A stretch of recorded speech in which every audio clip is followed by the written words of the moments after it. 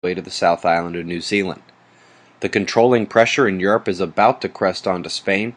Leading east edge will bring the first line of storms. How about this for a temperature differential? The Genesis is a power low that is synergistic with a low to the north of it, combining to pull Gulf moisture way up there and drive way northern colder air south at the western edge. That's how you get those temperature shifts, the storms where they meet, and, in the case of cold, major snowfall. More global weather at the end of the video. The sunspot situation is just the big boring guy down south and this twisting, morphing, magnetic mess up north that refuses to fire any solar flares. Talk about squandering your talents. Look at this polarity mashed together at the left side umbral groups. Unbelievable to have such low flaring.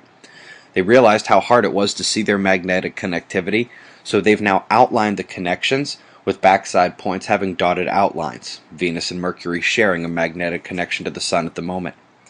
Solar wind density is holding while the speed of the plasma falls. It's a recipe for some quiet geomagnetic conditions. If we can hop to Stellarium for 1 second, this is a free internet download by the way, and if you search for C-2012 S1 ISON, you'll see it right next to Mars in the pre-sunrise sky. Let's take a look now at JPL because ISON's first test is less than a week away. Let me center in on Mars and twist around so we can visualize the motion into the system.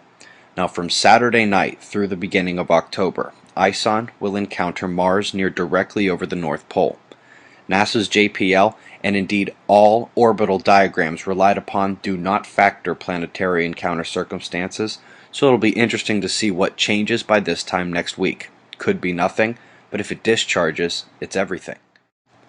Anyway, not like we don't have coronal hole power to keep track of right now.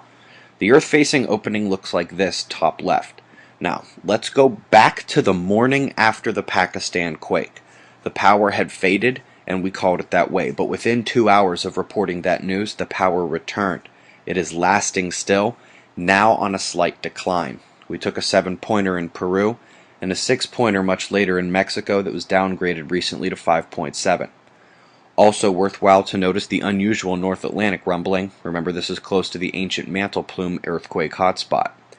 Coronal holes are still Earth-facing, and there's still moderate coronal hole power. The sunspot has the recipe for flares, and the Earth-facing filaments need to hang on for dear life. Shots of our star and our weather to close. Eyes open.